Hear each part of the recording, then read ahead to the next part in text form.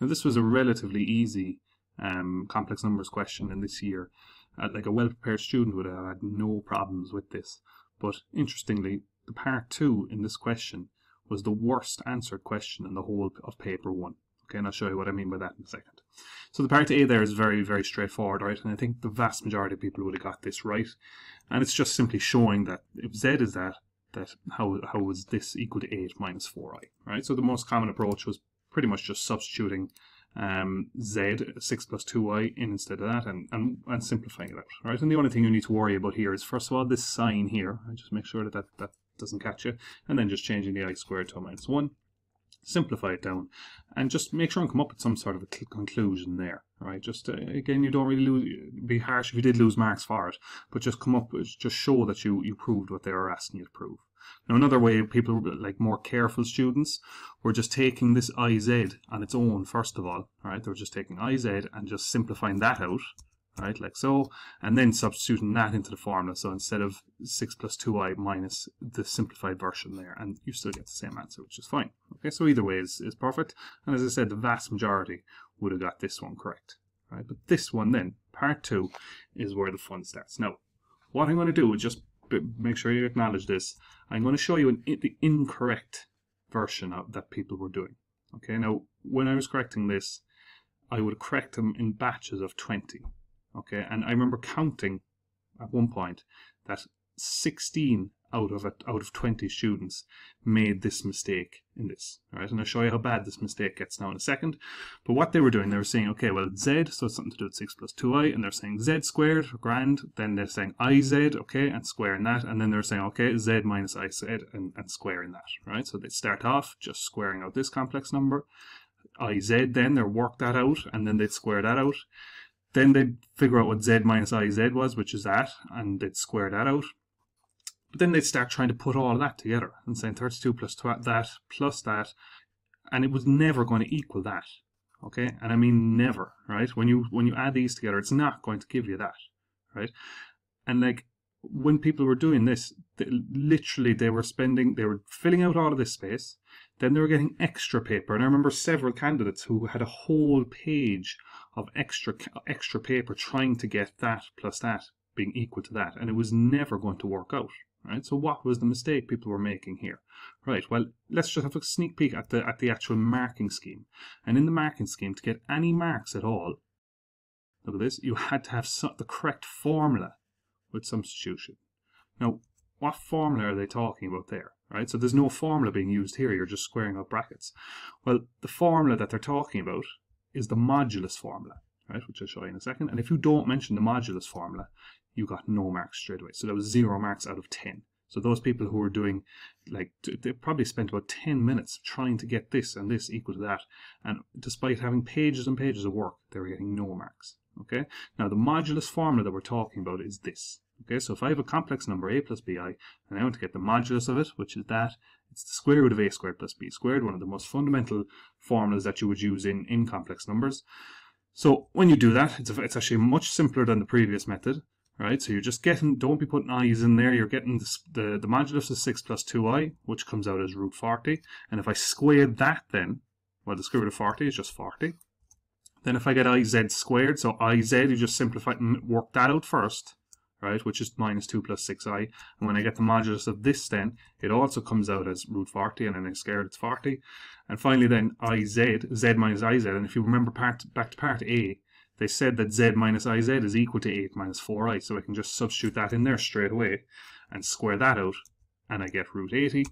And as well, if you left it like that, okay, you'd think, well, clearly 40 plus 40 equals 80, but you need to come up with some sort of a conclusion. Now, so just make sure that you write 40 plus 40 equals 80, and that was your 10 marks then. So very simple marks there, and yet well over 3/4 of students would have done it the incorrect method, spent loads and loads of time wasted on it, and got 0 marks for that. Now this is another relatively easy question, okay, and the key to this question was, at first glance, it looks like a coordinate geometry question, right? Find the area of a circle. Well, to find the area, well, I need to find the radius and fill it into the formula. And like, if this was an ordinary level paper, that could come up as an ordinary level question in coordinate geometry, right? But because it's in complex numbers, that's just confused people a small bit.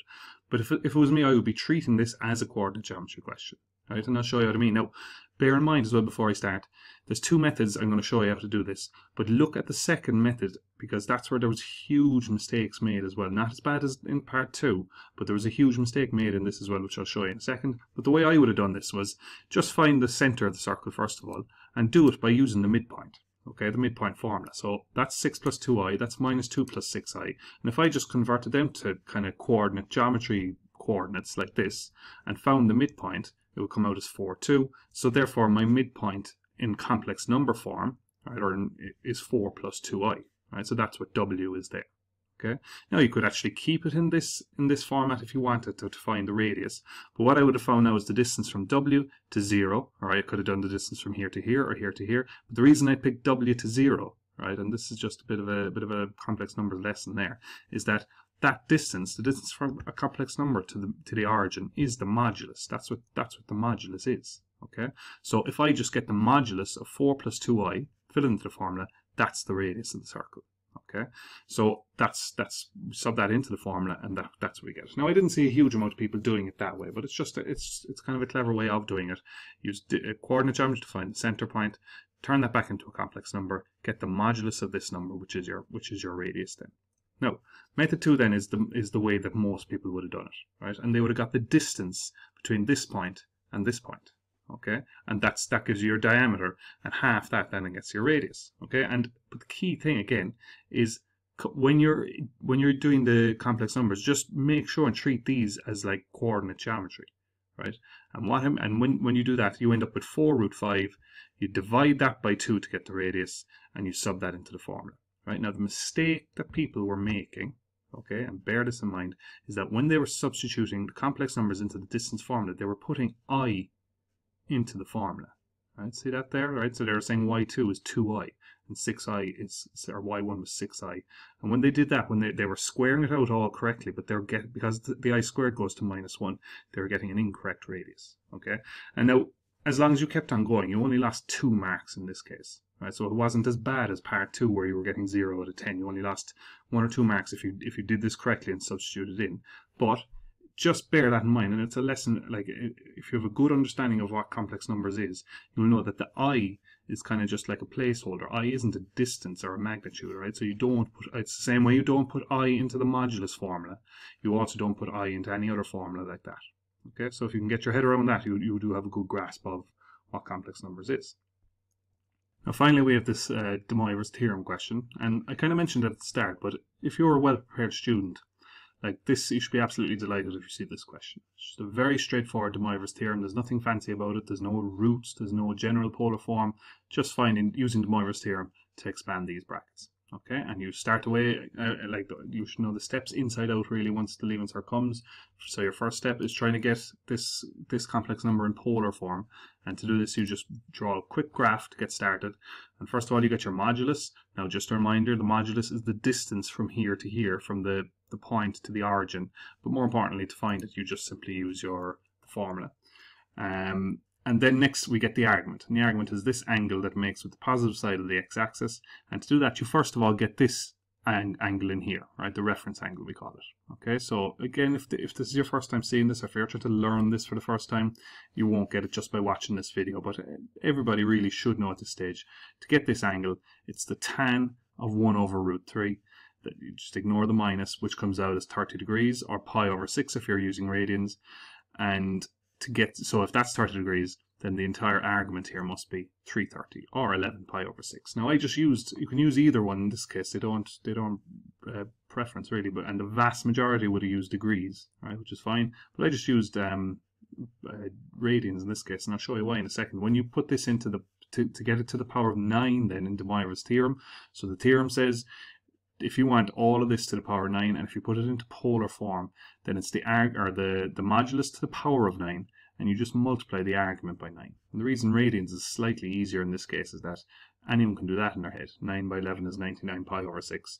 Whereas if it's 330, you have to go to your calculator, which isn't the worst thing in the world. But that's just the benefit of using reference or radians. You can do more of it in your head. But anyway, you type that into your calculator anyway, and that comes out as 512. Cos of 99 pi over 6 comes out as 0. Sine of 99 pi over 6 comes out as 1. So your final answer is 0 plus 512i. Now just be aware there, look, they wanted you to find the values of a and b, so make sure don't just write down 512i, because a is important there. And look, they have space down here, which is slightly covered here for a and b as well. But if you actually lost the mark if you just left it as 512i, so just watch out for that.